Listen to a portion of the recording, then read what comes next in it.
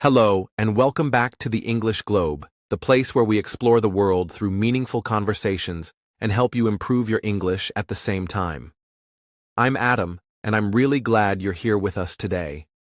We have a powerful topic ahead, one that changed the course of global history forever. Today, we're going to talk about how September 11th changed the world, so make sure to stay with us all the way through. Hi everyone, I'm Julia, and we're so happy to have you here. This episode is going to be deep, emotional, and informative. If you're trying to improve your English listening skills while learning about world history, you're in the right place. And before we dive in, don't forget to like this video, subscribe to our channel, and tell us in the comments where you're listening from and what you think about today's topic. We really love reading your thoughts. September 11th, 2001, known simply as 9/11, was a day that shocked the entire world. On that day, a series of terrorist attacks were carried out in the United States.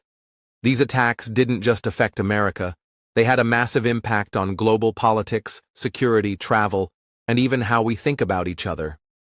In this episode, Julia and I will take you through the timeline, reactions, and long-term changes caused by this one day. Yes, and we want to make this episode as clear and easy to follow as possible. If you're learning English, don't worry. We'll speak slowly and use simple sentence structures. If anything is difficult, you can always pause, rewind, and listen again. We'll explain each part in detail. This is a safe space to learn, reflect, and grow. So grab a notebook, sit back, and let's begin this important conversation. Before we begin exploring how the world changed, let's talk briefly about what happened. On the morning of September 11th, 2001, 19 terrorists hijacked 4 commercial airplanes. 2 of them were flown into the Twin Towers of the World Trade Center in New York City. Another hit the Pentagon near Washington, D.C. The 4th crashed in Pennsylvania after passengers fought back. Nearly 3,000 people were killed. It was one of the darkest days in modern history. Millions of people watched the towers fall live on television. It felt like the world stopped. The attacks caused panic, fear, and confusion, not only in the United States but everywhere. I remember watching the news that day. I didn't fully understand what was happening, but I could feel that the world had changed, and since then, we've all lived in a different reality. That's true. And one of the biggest reasons we're talking about this today is that the effects of September 11th are still with us. Whether you live in Asia, Africa, Europe, or the Americas, your country has likely changed in some way because of that day. From airport security to immigration laws, and even to how people talk about religion and identity, there's a clear before and after September 11th moment in global history. Exactly. And we know this is not just a history lesson. It's about real people, real emotions, and real decisions that continue to affect us all. Over the next 9 sections, we're going to look at the timeline of that day, how countries reacted, the rise of global security measures, the war on terror, the impact on Muslim communities, and much more. We'll also reflect on lessons we can learn today. If you've never studied this topic in English before, don't worry. We're here to guide you step by step. Just focus on listening, understanding, and thinking deeply. If you're already familiar with it, this episode will give you a fresh and global perspective. And again, please leave us a comment below. Let us know what country you're listening from and what you think about the way 9/11 changed the world. Yes, we'd love to hear your stories. Did your country experience any changes after September 11th? How do you feel about the global impact? Your voice matters, and we always read your messages. And if you enjoy this type of content, don't forget to subscribe so you never miss an episode of the English Globe. Each episode is designed to help you improve your English while staying informed and inspired. All right? In our next section, we'll take you through the timeline of the events on September 11th. We'll go minute by minute and explain how everything unfolded that day. You don't want to miss it, so stay with us, and let's keep exploring the world together, one conversation at a time. Let's begin by walking through the timeline of the day that changed everything. September 11th, 2001. It started out like a normal Tuesday morning in the United States. People were going to work, having coffee, and getting their kids ready for school. But by 8:46 a.m. Eastern Time, the first sign of horror appeared in the skies above New York City. That moment would mark the beginning of a tragedy that would never be forgotten. At exactly 8:46 a.m., American Airlines Flight 11, which had departed from Boston and was headed to Los Angeles, crashed into the North Tower of the World Trade Center. This was the first attack. At first, many people thought it was an accident, maybe a small plane or pilot error. News reporters didn't yet know it was a terrorist act. But just 17 minutes later, the truth would become frighteningly clear. At 9:03 a.m., United Airlines Flight 175, also flying from Boston to Los Angeles, crashed into the South Tower of the World Trade Center. This second impact was captured live on television as millions of viewers were already watching the first fire. The world suddenly realized that this was not a mistake. It was a deliberate, coordinated terrorist attack. Panic spread through the streets of New York and across the globe. Within minutes, emergency services began rushing to the scene. Firefighters, police officers, and paramedics ran into the burning buildings to try to rescue the people trapped inside. At the same time, air traffic controllers and military personnel realized that other planes were unresponsive. The country was under attack, and nobody knew how many more planes were involved or where they might be heading. Then, at 9:37 a.m., American Airlines Flight 77 crashed into the western side of the Pentagon, the headquarters of the U.S. Department of Defense, located just outside Washington, D.C. This confirmed that the attacks were not limited to New York. They were nationwide. The Pentagon attack killed 125 people inside the building and all 64 people on the plane, further deepening the national and global shock. At this point, the entire U.S. government was placed on high alert. Fighter jets were launched to patrol American airspace. All civilian planes were ordered to land immediately. For the first time in U.S. history, all commercial flights were grounded. Every airport was shut down. By 9:45 a.m., the White House and U.S. Capitol were evacuated. Nobody knew how many more attacks might be coming. Then came one of the most heartbreaking moments of the day. At 9:59 a.m., the South Tower of the World Trade Center collapsed. Just 56 minutes after being hit, the building fell straight down in a massive cloud of smoke and debris. Thousands of people were still inside or nearby.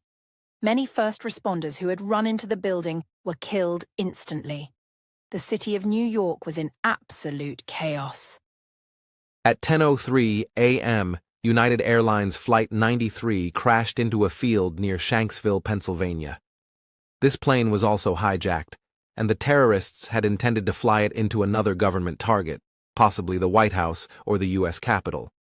But the passengers on board had learned what was happening in New York and Washington. They fought back. They sacrificed their lives to prevent another disaster. Just 29 minutes later, at 10:28 a.m., the North Tower of the World Trade Center collapsed, 102 minutes after being hit. The area around Ground Zero, as it came to be known, was covered in dust, fire, and wreckage. Thousands of people ran through the streets as ash filled the air. Hospitals were overwhelmed, phone lines stopped working, and the skyline of New York was forever changed. In total, nearly 3,000 people were killed in the attacks. They came from over 90 different countries. Most were civilians. They were office workers, firefighters, flight attendants, police officers, and travelers. Many of the victims were simply in the wrong place at the wrong time. The loss was not only American, it was global. Families around the world lost someone that day. By the afternoon of September 11th, the entire world had seen the images. People watched in silence as the Twin Towers disappeared. People cried in schools, offices, and homes, thousands of miles away. It wasn't just the physical damage that shocked the world, it was the feeling that something fundamental had changed. Fear, confusion, and grief spread across every continent. Leaders from around the world began to respond. The United Nations held emergency meetings. Countries like the United Kingdom, Canada, France, and many others expressed their full support and offered help. Even long-standing rivals of the United States, such as Russia and China, condemned the attacks and stood in solidarity. There was a rare moment of global unity in the face of such evil. Later in the evening, US President George W. Bush addressed the nation. He called the attacks acts of terror and promised that the United States would hunt down and punish those responsible. He also spoke about resilience and unity. His speech was broadcast around the world. For many people, it marked the beginning of what would soon be known as the War on Terror. Meanwhile, ordinary people across America came together. Blood donation centers were flooded. Volunteers brought food and water to rescue workers. Churches, mosques, and temples opened their doors for prayer. Across the ocean, people lit candles and held moments of silence. The world grieved together. But it was only the beginning. The consequences of that day were only starting to unfold. Looking back, it's hard to believe how quickly everything happened. From the first plane to the collapse of both towers, it was just over an hour and a half. But those 102 minutes changed the entire world. In the next section, we'll talk about the global reactions to the attacks, the political responses, the emotional impact, and how different countries stood together in the days that followed. If you're still with us, thank you for listening carefully. If this is your first time learning about the timeline of 9/11 in English, we hope we've helped you understand it clearly. And again, if you haven't already, please like this video, subscribe to the English Globe, and leave a comment telling us where you're listening from. How much did you know about September 11th before today? Yes, and what do you think about the events we just described? Do you remember hearing about it in your country? Or maybe you learned about it in school or saw documentaries? We'd love to know. Your opinion helps us understand how different cultures remember this important event. In our next section, we'll explore how the world reacted immediately after the attacks. See you there. Now that we've walked through the timeline of September 11th, let's talk about how the world reacted.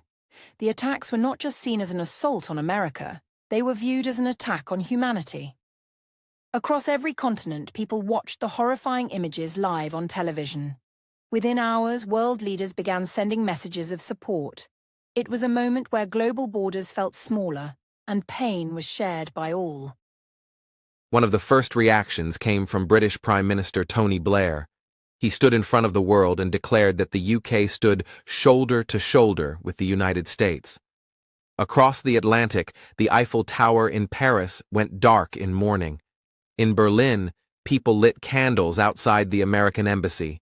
Even in places that had tense relationships with the US, citizens still expressed sorrow and solidarity.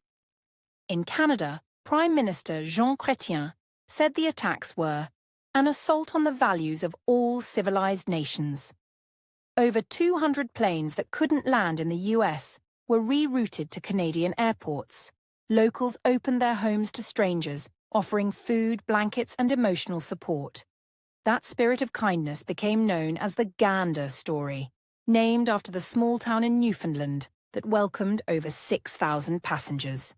Meanwhile, in Australia, Prime Minister John Howard was actually in Washington, D.C. during the attacks. He quickly pledged full support and activated military cooperation. In Asia, Japan condemned the attacks, and in China, ordinary citizens brought flowers to the U.S. Embassy. In India, people held prayer vigils. Countries with very different cultures came together in shared grief and concern. But what about the Muslim world? That's a question many people still ask today. The truth is that many Muslim-majority countries also expressed sorrow. Leaders in countries like Pakistan, Turkey, and Jordan quickly condemned the attacks. Religious leaders in Egypt and Saudi Arabia publicly stated that the actions of the terrorists did not represent Islam. They reminded the world that Islam means peace. Even in Iran, which had a difficult history with the United States, something remarkable happened. Thousands of Iranians held candlelight vigils. People gathered in silence to honor the victims.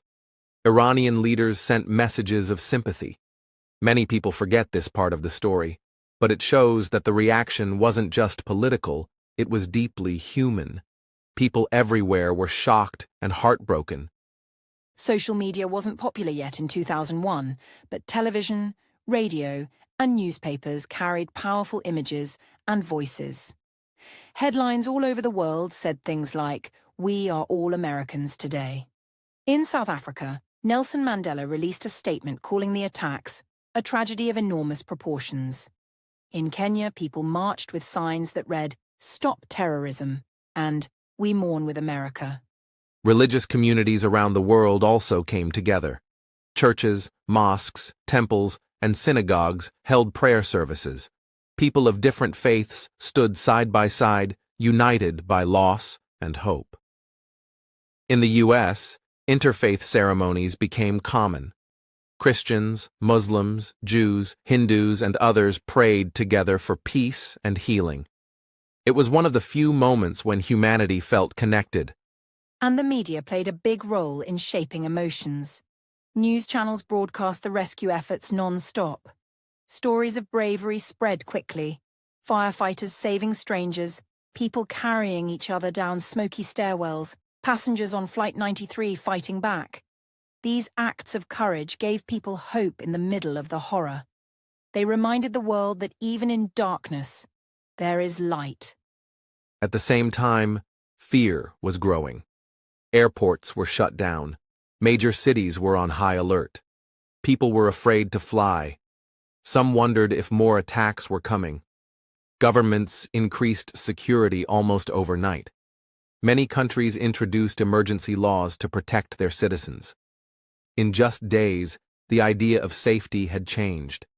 The peaceful world people knew just days before felt distant.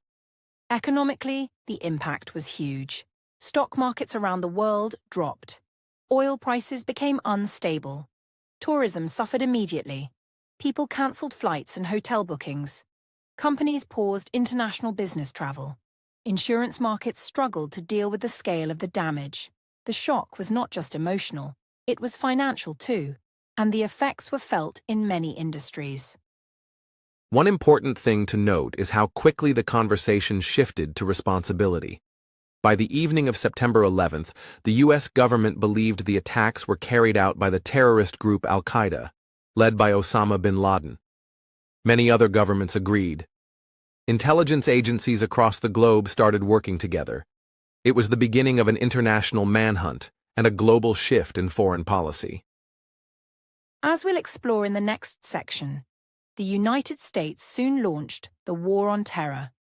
But before we move forward, it's worth remembering the powerful sense of unity that existed in those first days. Countries that had political differences came together. People saw each other not as enemies but as fellow humans. The attacks had caused destruction, but they also revealed deep compassion. Do you remember what your country did after September 11th? Was there a moment of silence or a candlelight vigil? Were there news reports, speeches, or school lessons about the attacks? These reactions matter. They show how global our world is and how we are all connected by events, even when they happen far away. If you're listening now, we'd love to hear how your community responded. Yes, please leave a comment and tell us where you were when you first heard about September 11th, or if you learned about it later, how it was taught in your country. Did people talk about fear, courage, war, or peace? Did it change how people viewed America or global politics? We want to hear your experiences and thoughts, no matter where you are in the world. In our next section, we'll take a closer look at the rise of global security measures. You'll learn how airports, immigration, and surveillance changed around the world after September 11th. You'll see how countries adjusted their laws and policies, and how these changes still affect our lives today. So stay with us. This conversation is just getting started. After the immediate shock of the 9/11 attacks passed, governments around the world began thinking about one thing: how to prevent this from ever happening again. In the United States, this led to an intense and historic shift in national security. But it wasn't only America. Countries on every continent reviewed their security systems, changed their laws, and introduced new measures that would reshape daily life.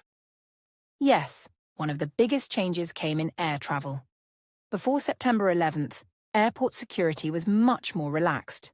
You could arrive shortly before your flight, and your family could walk you all the way to the gate. But after September 11th, everything changed. The US created the Transportation Security Administration, or TSA, to manage strict airport screening. Passengers now had to remove shoes, belts, and liquids for inspection. These changes weren't just limited to the US. Very quickly, international airports followed. In Europe, Asia, Africa, and beyond, security checks became standard. New machines were installed to scan baggage and passengers more carefully. Airlines began collecting more data on travelers. Suddenly, the entire process of flying became more complex and stressful, but governments said it was necessary to keep people safe. Another major development was the creation of the US Department of Homeland Security in 2002. This department combined 22 different government agencies into one massive unit focused on preventing terrorism. It included border control, customs, emergency response, and cybersecurity. The goal was to bring everything under one umbrella so the government could respond faster to threats. And don't forget the USA Patriot Act.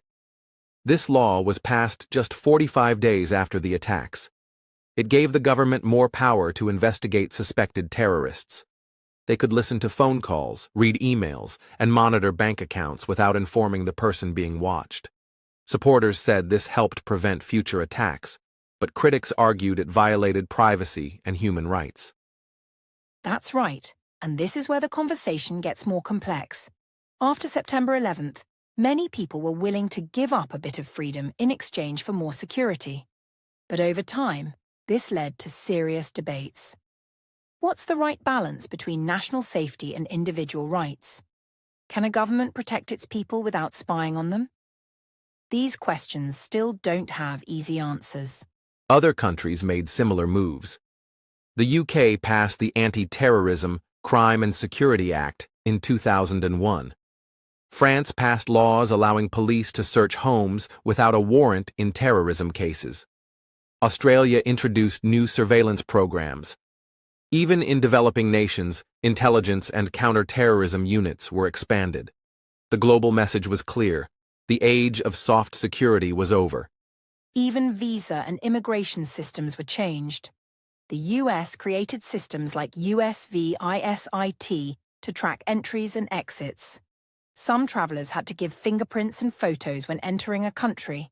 Countries introduced stricter background checks and more interviews for visa applicants. For many, international travel became longer and more uncertain. People from Muslim-majority countries faced extra scrutiny. Yes, that's an important point. After September 11th, many Muslims, whether they were citizens, students, or tourists, felt they were being unfairly targeted. Airports questioned them more often. Some were denied visas for no clear reason. Governments claimed it was about safety, but the experience was often painful. This created a sense of fear and mistrust, not just between governments and people, but between entire communities. Technology also became a key tool in this new era of security. Surveillance cameras were placed in public areas, on buses, in airports, and even in schools. Governments started working with tech companies to collect and store personal data. People's emails, phone records, and social media posts could be accessed in the name of national security. Again, some people supported it, but others raised strong concerns. One major story that brought these concerns into the spotlight was Edward Snowden. In 2013, Snowden, a former NSA contractor, leaked documents showing that the US and other countries were secretly collecting huge amounts of data on their own citizens. His revelations shocked the world. People realized their governments were watching more closely than anyone had expected. Snowden's case reminded us that fighting terrorism comes with moral and legal challenges. Yes, governments have a duty to protect their people. But how far should they go? Can we trust those in power to use surveillance responsibly? And what happens when innocent people are caught in the system just because of how they look or where they come from? These are questions we still debate today. Beyond surveillance, there were changes in how cities and buildings were designed. Skyscrapers were built with stronger materials and better evacuation plans. Emergency drills became more common. Public events had more visible police presence. Stadiums, concerts, and subways installed cameras and bag checks. The idea was that no place should ever be as vulnerable as the Twin Towers were that day. Education and training also shifted. Police forces began studying terrorism and counter-terrorism. Intelligence officers were trained to detect suspicious behavior. Even in schools and universities, security drills were introduced, especially in the US and Europe. Awareness campaigns were launched to encourage people to report anything unusual. See something, say something became a national slogan. All of these changes reshaped our daily lives. They created a world where we now think twice about safety every time we travel or attend an event. Some people feel safer with more security. Others feel like they are constantly being watched. It's a difficult balance, and no country has found the perfect solution. The only thing that's certain is that September 11th changed how the world thinks about safety. So what do you think, dear listener? Do you feel safer when you see more security checks? Or do you worry about losing privacy and freedom? Have you noticed how security measures in your country changed after September 11th? We would really love to know your thoughts. Leave a comment below and tell us what it's like in your country today when you go through an airport or attend a big public event. And if you're enjoying this conversation, don't forget to like the video and subscribe to the English Globe. We want to keep bringing you powerful topics like this to help you learn English and understand the world better. Your support means a lot, and your voice matters in this global discussion. Sharing your story helps others see things from a new perspective. In the next section, we're going to look at how the war on terror officially began. We'll explore the invasion of Afghanistan, the fall of the Taliban, and how the world entered a new era of military action. It's a big and sensitive topic, so we'll go slowly and explain everything clearly. Stick with us. The journey is far from over. After the tragic events of September 11th, 2001, the United States launched what became known as the War on Terror. This was not a typical war between countries, but a global campaign to find and stop terrorist groups, especially Al-Qaeda, which was responsible for the attacks. The very next month, in October 2001, the U.S. invaded Afghanistan to remove the Taliban government that had been protecting Al-Qaeda leaders. The invasion of Afghanistan was the first major military action in this new kind of war. The Taliban had controlled much of Afghanistan since the mid-1990s and allowed Al-Qaeda to train and plan attacks from their territory. The US, supported by allies like the UK and NATO, aimed to destroy terrorist bases and bring the attackers to justice. It was a long and complicated mission that lasted for many years. The initial phase was surprisingly quick. The Taliban were removed from power within months, and many Al-Qaeda members fled or were captured. But the war didn't end there. Afghanistan became a battleground for counter-terrorism, nation-building, and political struggles. The U.S. and its allies tried to support a new government, improve education, and rebuild infrastructure, but the Taliban kept fighting back, leading to years of instability. At the same time, the US also focused on capturing Osama bin Laden, the mastermind behind 9/11. He was believed to be hiding somewhere in Afghanistan or neighboring countries. The hunt for bin Laden became a top priority. This created new challenges, including intelligence gathering, cooperation with other nations, and special military operations. It was a dangerous and complex effort. Meanwhile, the War on Terror expanded beyond Afghanistan. In 2003, the U.S. invaded Iraq, claiming that Saddam Hussein's government possessed weapons of mass destruction and had links to terrorism. This invasion was controversial and divided world opinion. Many countries and people questioned the evidence and feared it would lead to more violence. The Iraq War did lead to long-term instability in the region. It created a power vacuum that allowed extremist groups like ISIS to rise. The War on Terror, therefore, had many unintended consequences. While the initial goal was to prevent attacks like September 11th, the military actions sparked new conflicts and humanitarian crises. It's also important to understand how the War on Terror changed military tactics. Instead of traditional battles, the U.S. and its allies began using drone strikes, special forces, and intelligence-driven missions. These tools allowed them to target terrorists more precisely, but also raised questions about civilian casualties and ethical concerns. The War on Terror reshaped international relations as well. Alliances shifted, new security partnerships formed, and global cooperation on counter-terrorism increased. However, tensions between countries sometimes rose because of differing opinions on how to handle the threats. It became a complex and often controversial global effort. In the end, the War on Terror marked a new chapter in world history. It showed how terrorism could affect not just one country, but the entire international community. It also highlighted the challenges of fighting an enemy that does not wear a uniform or belong to a single nation. The struggle against terrorism continues today in many forms. As we move forward in our podcast, we'll explore how these wars affected people, cultures, and societies around the world. We'll also look at the impact on Muslim communities, global politics, and the balance between security and freedom. There's much more to discuss, so stay with us. One of the most significant and complex consequences of 9/11 was its impact on Muslim communities around the world. Despite the fact that the terrorists represented a small extremist group, the entire Muslim population often faced increased suspicion and discrimination. Many Muslims found themselves unfairly targeted in airports, workplaces, and neighborhoods. This created feelings of fear, isolation, and frustration. Exactly, Adam. In the years after September 11th, Islamophobia, a fear or hatred of Islam and Muslims, rose sharply in many countries. Hate crimes against Muslims increased. Mosques were vandalized, and Muslim individuals were verbally and physically attacked. In some Western countries, Muslim children reported bullying in schools. This rise in prejudice made it harder for many Muslims to live their daily lives peacefully.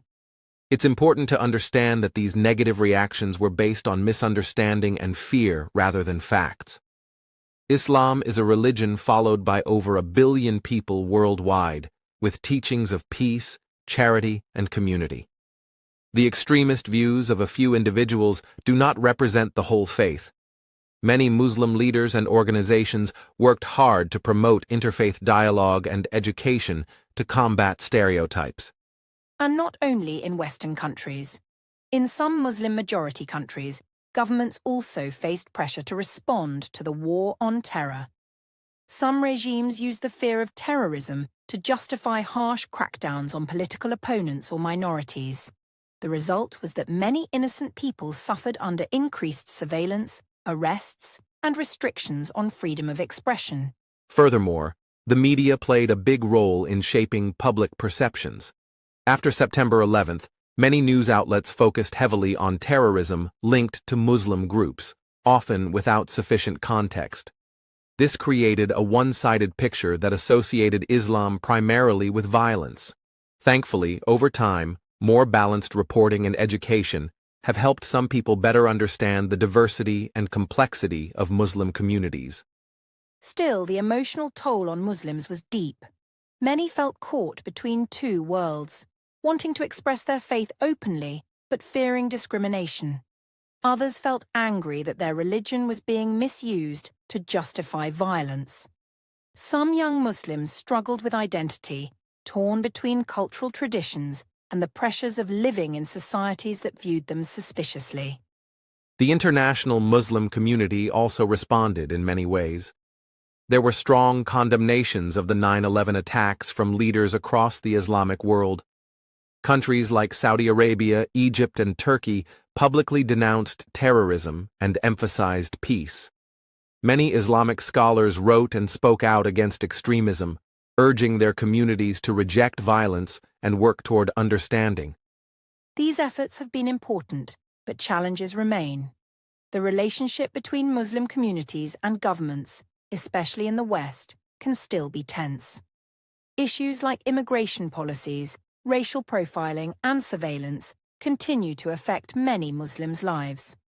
Dialogue, education, and empathy are essential to bridging these divides and building trust. We should also remember the positive stories of Muslims contributing to their societies. From doctors and teachers to artists and entrepreneurs, Muslim individuals have enriched communities around the world. Their stories of resilience and hope are vital to countering negative stereotypes and showing the true face of Islam. Looking ahead, it's clear that healing from the divisions caused by September 11th requires ongoing effort. Governments, communities, and individuals all have roles to play. Promoting mutual respect and understanding is key. When we listen to each other's stories and experiences, we can overcome fear and build a more peaceful world. Dear listeners, we want to hear from you. How has 9/11 affected your community or your view of the world? Have you experienced or witnessed changes in attitudes toward Muslims? Please share your thoughts in the comments below. Your stories help us learn from each other and grow stronger together. If you're finding value in this conversation, please remember to like this video and subscribe to the English Globe. We're committed to exploring important global topics with kindness and clarity. Stay tuned for our next section, where we'll discuss how global politics and international relations shifted after 9/11. After September 11th, the entire landscape of global politics changed dramatically. The United States, which had long been a superpower, shifted its foreign policy focus toward combating terrorism worldwide. This new priority affected relationships between countries, alliances, and even how wars were fought. The war on terror was declared a global mission, and nations were called upon to join forces or risk becoming targets themselves. Absolutely, Adam. One of the first major consequences was the strengthening of alliances. NATO, the North Atlantic Treaty Organization, invoked Article 5 for the first time in its history, declaring that an attack against one member was an attack against all. This meant the alliance would support the US militarily. Countries like the United Kingdom, Canada, and Germany quickly joined the fight against terrorism, showing global solidarity. But it wasn't just about military cooperation. Intelligence sharing between countries increased significantly. Agencies exchanged information about suspected terrorists and plots more than ever before. This helped prevent attacks in many places, but also raised concerns about sovereignty and privacy. Some countries worried that the US might dominate the global security agenda at the expense of their own interests. And not all countries agreed with the US approach. The 2003 invasion of Iraq was particularly controversial. Many nations, including France, Germany, and Russia, opposed the war, arguing there was insufficient evidence of weapons of mass destruction. This disagreement caused tensions within international organizations like the United Nations and led to a split in global opinion about how to handle terrorism and security threats. That division had lasting effects. It changed the way diplomacy worked and sometimes weakened cooperation. Some countries preferred to focus on development and dialogue instead of military action. Others worried that aggressive tactics could fuel further violence and resentment. The complex politics of the war on terror revealed how difficult it is to unite the world around a single strategy. Meanwhile, Regional powers in the Middle East also adjusted their policies. Some states increased their security measures and cooperated with Western countries, while others used the situation to strengthen their own positions or support proxy groups. The resulting power struggles contributed to instability in places like Syria, Yemen, and Libya, which affected millions of civilians. Another key shift was the global emphasis on counterterrorism laws and policies. Many countries introduced new legislation aimed at preventing radicalization, monitoring financial flows, and stopping the movement of terrorist suspects. This led to increased border controls, tighter visa requirements, and enhanced surveillance. While these steps improved security, they also complicated international travel and trade. And there was also a shift in public opinion worldwide. Many people supported strong action against terrorism, but worried about the impact on human rights and civil liberties. Activists and organizations raised their voices against practices like indefinite detention and torture, which were reported in places like Guantanamo Bay. These debates highlighted the challenge of balancing security with justice. In some regions, 9/11 and its aftermath altered political systems.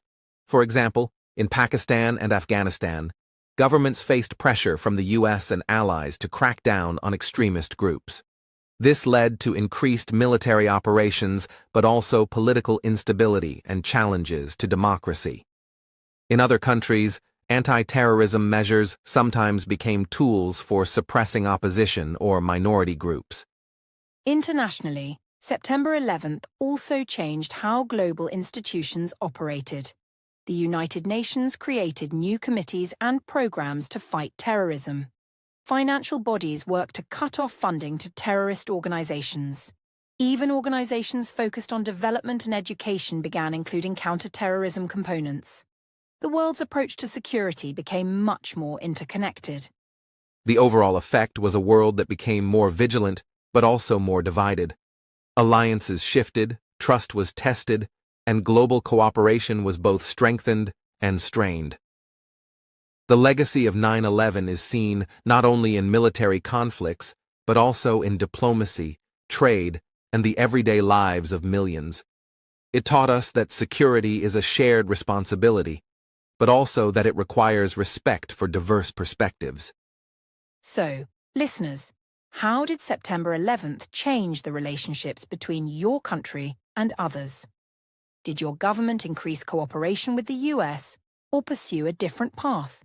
Has your country passed new laws or changed foreign policy? We'd love to hear your insights in the comments. Your voices add depth to this global story. And if you're finding this podcast helpful, please like the video and subscribe to the English Globe. We want to keep bringing you clear, thoughtful discussions on important topics to improve your English and global awareness. Sharing your opinions helps build a community of learners and thinkers. Next, we will explore how 9/11 influenced culture, media, and everyday life around the world. From movies and books to education and public attitudes, the impact was deep and lasting. Stay with us as we continue to uncover the many ways this day changed us all. After September 11th, one of the most dramatic shifts we witnessed globally was the rise of what many now refer to as the security state. Countries around the world, especially the United States, dramatically increased surveillance measures in the name of national security. Laws like the Patriot Act were passed with incredible speed. These laws gave governments the ability to monitor phone calls, emails, bank transactions, and even everyday movements. Privacy, a long-cherished value in democratic societies, started to shrink. The line between safety and personal freedom began to blur. Yes, and what many people don't realize is how much this shift changed everyday life. For instance, air travel was completely transformed.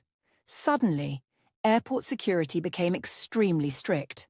Passengers had to arrive hours early, undergo pat-downs, remove shoes, show ID multiple times, and limit what they could bring. And it wasn't just in the US.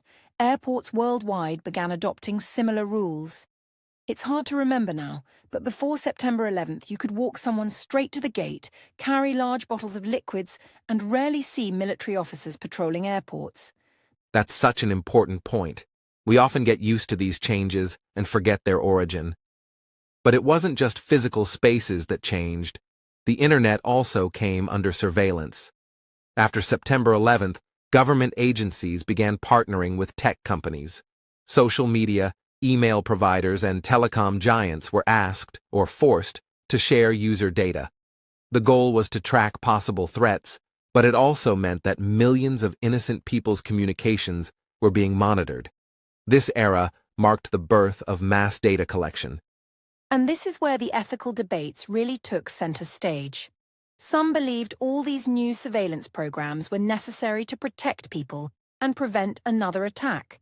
Others argued that governments were abusing power, creating a society where everyone was treated as a potential suspect.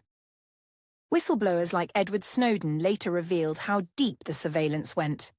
It shocked the world to learn how much personal information was being collected without our knowledge or consent. The debate became global. Even outside the US, countries passed their own versions of surveillance laws. Some of them were even stricter than the American ones. For example, in the UK, the Investigatory Powers Act, sometimes called the Snoopers Charter, gave British authorities wide-reaching access to people's online activities. And in China, surveillance became part of a larger system of digital control involving facial recognition and tracking apps. In short, the post-9/11 era turned the world into a more monitored place. And it wasn't just surveillance for terrorism.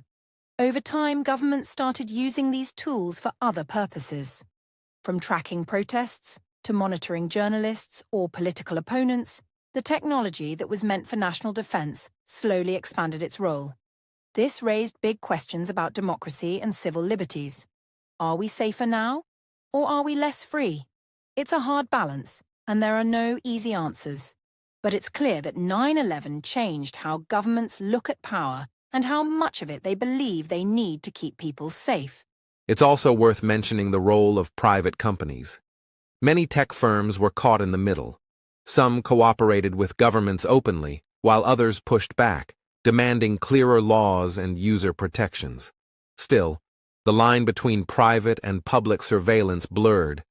When people use smartphones, GPS, smart TVs, or even doorbell cameras today, they're participating in a world shaped by post-9/11 security priorities. And it's not just about being watched, it's also about the feeling of being watched, which affects behavior. That's a great point, Adam. Sociologists even have a term for it, the chilling effect. When people think they're being watched, they change how they act. They might avoid certain websites, stop expressing controversial opinions, or avoid protests.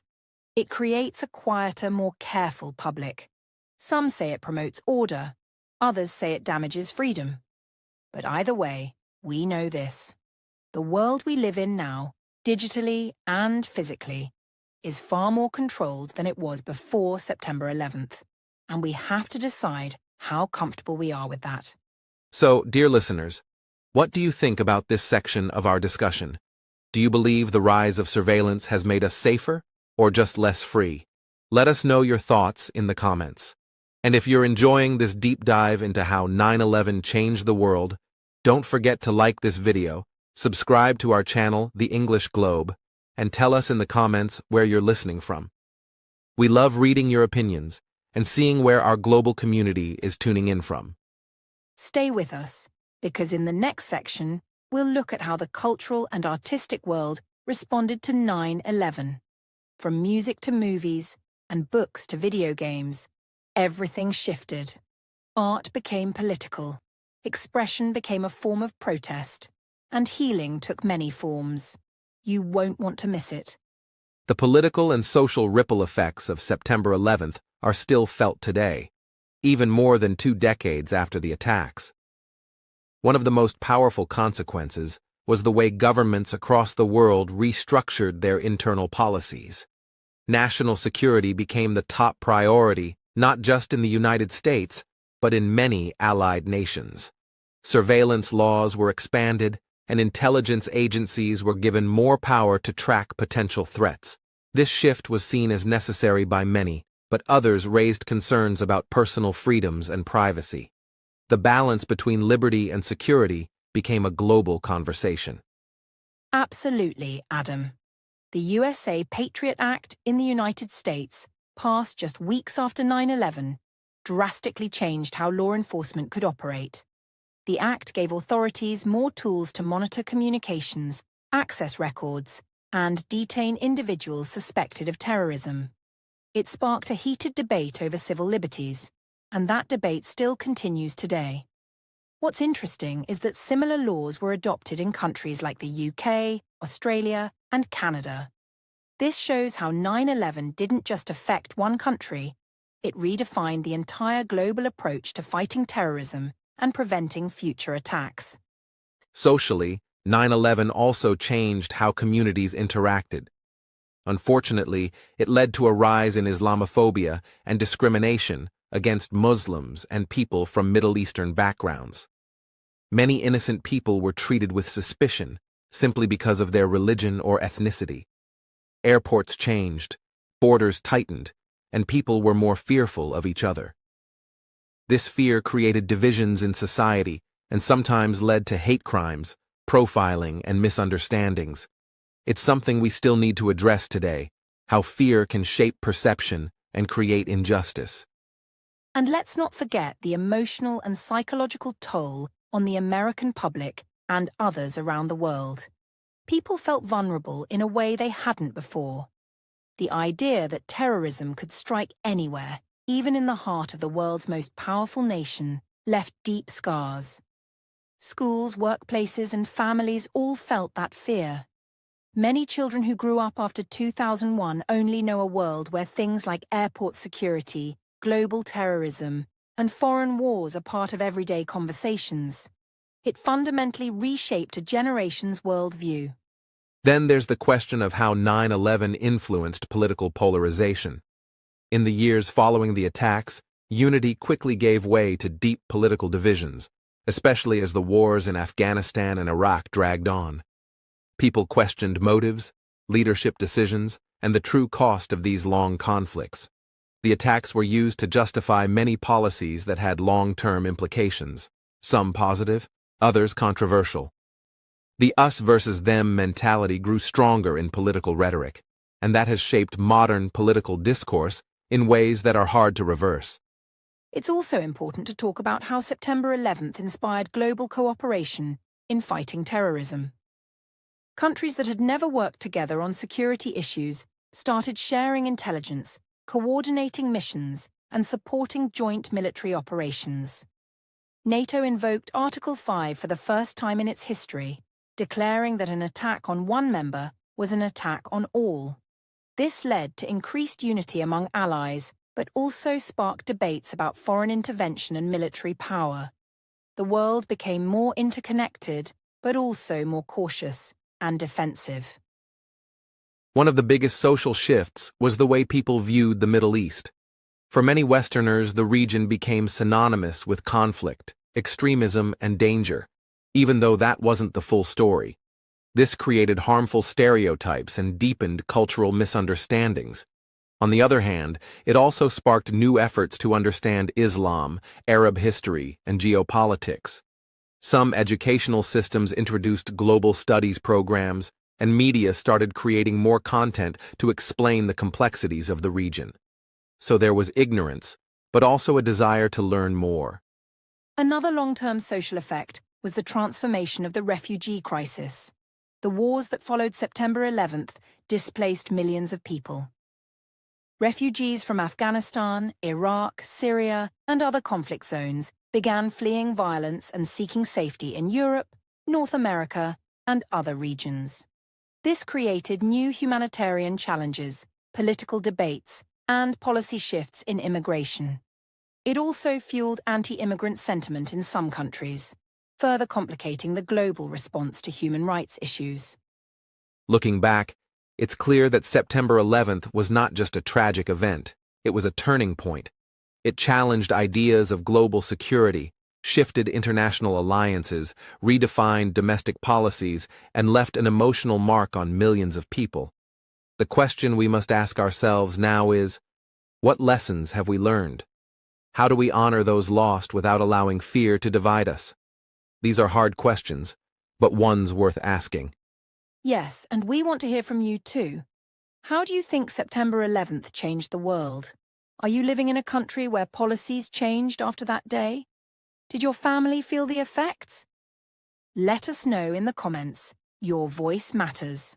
And if you're enjoying this episode, don't forget to give us a thumbs up, subscribe to the English Globe, and hit the bell icon so you never miss our weekly discussions. Julia, as we near the conclusion of our discussion on how 9/11 changed the world, we must talk about something deeply human: the emotional and psychological toll that this tragedy left on millions of people. For Americans, September 11th is more than a news event. It's a day forever etched in personal memories. For many around the world, it marked a new sense of fear and uncertainty about global safety. Thousands of families lost their loved ones. Children grew up without parents. First responders suffered long-term health issues. Survivors lived with trauma that shaped their lives for decades. It's important to remember that beyond the headlines and political changes, there were real people whose lives were completely shattered that day. The grief did not end in 2001. It still lingers. That's right, Adam. The human cost of 9/11 extends far beyond ground zero. In fact, many people who worked on rescue and recovery later developed illnesses due to exposure to toxins. Thousands of soldiers, civilians, journalists, and aid workers died in the wars that followed. Let's not forget the emotional impact on children who grew up during the post-9/11 era. Many were shaped by fear, suspicion, and sometimes hatred. At the same time, we've also seen great examples of healing and unity. Communities came together, support groups were formed, memorials were built, art, music, and literature helped people process their pain. These efforts show that while terror can destroy buildings, it cannot destroy the human spirit. Yes, Julia. And this healing process has also included difficult conversations. Over time, people began asking questions. Were the wars justified? Did government surveillance go too far? Were innocent people targeted unfairly? These questions are hard, but necessary. They show that we are still learning from what happened. It's part of the healing, trying to make sense of it all, and making sure we don't repeat the same mistakes. It's also about finding peace within, even when the outside world feels uncertain. As global citizens, we have a responsibility to understand both the pain of September 11th and the lessons it teaches us about war, peace, and the power of compassion. Another part of the healing process is honoring the victims and remembering their stories. Every year on September 11th, people gather in New York and across the US to read the names of those who died. Bells are rung, silence is observed, flowers are placed. These rituals are powerful. They remind us that behind every number is a face, a name, a story. In classrooms, students learn about the tragedy, not just as history, but as a moment that still shapes the present. Healing, in this sense, also means education, passing the truth from one generation to the next so that the world never forgets and is better prepared for the future. Absolutely. And healing also involves forgiveness, though it's hard. Some families of victims have chosen to forgive, not because they forget the pain, but because they choose peace over bitterness. Others continue to seek justice and answers. There is no one right way to grieve or heal. But the global community must continue to support those who were affected. Mental health resources, support for veterans and survivors, and international peace efforts all play a role in making the world a more compassionate place after such a dark time. Remembering September 11th is not just about mourning. It's about committing to a better future. That's a powerful message, Adam. If you're listening to us today, we want to ask you, where were you when September 11th happened? Or if you weren't born yet, what have you learned about it? Let us know in the comments. Your voice matters. And if you haven't already, please take a moment to like this video, subscribe to the English Globe, and tell us from where you're listening. Your support helps us continue creating thoughtful, educational content like this. In the final section, we'll reflect on how the world can move forward with hope while remembering the lessons of September 11th. Stay with us.